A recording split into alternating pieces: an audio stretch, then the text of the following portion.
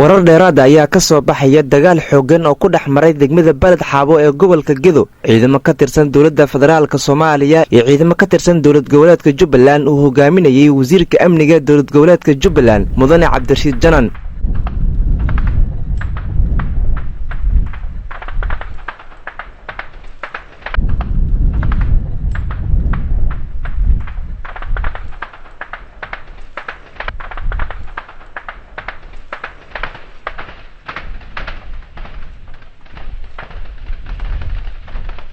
wararka ayaa sidoo kale inta ku daraya in xaafado ka mid ah degmada Balad Xaabo ay ku soo dhaceen tiro madaafiic kuwaas oo geystay khasaaro isugu jira mid nafeed iyo mid maaliyadeed. dadka deegaanka ayaa ku soo waramaya in guryo ka mid ah xaafadaha degmada Balad Xaabo ay gubanayaan walow aysan jirin tirada saxda ah ee guryaha ku gubtay madaafiicda la isku adeegsanayay dagaalka weli ka socda magaalada Balad Xaabo.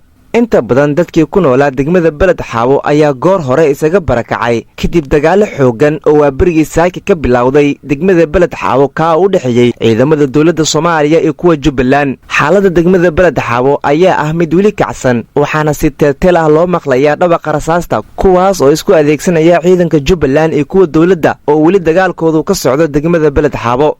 dhanka kale gudoomiye ku-xigeenka gobolka Gedo ee dawladda Soomaaliya ahna kusimaha gudoomiyaha Mudane Cismaan Nuur Xaaji Macallimo oo la hadlayay laanta afka Soomaaliga ee BBC-da ayaa waxa uu sheegay in dagaalka maanta ka dhacay degmada Balad Xaabo ee u dhaxeeyay ciidamada Jubbaland iyo kuwa dawladda Soomaaliya ay qayb ka ahaayeen ciidamada Kenya oo ka mid ah howlgalka midowga Afrika ee AMISOM. gudoomiye ku-xigeenka gobolka Gedo ayaa waxa uu hadalkiis intaa ku daray in ciidamada Kenya ay si buuxda ay gacan u siinayeen ciidanka dawlad goboleedka Jubbaland ee maanta kula dagaalmay degmada Balad Xaabo ciidanka dawladda Soomaaliya.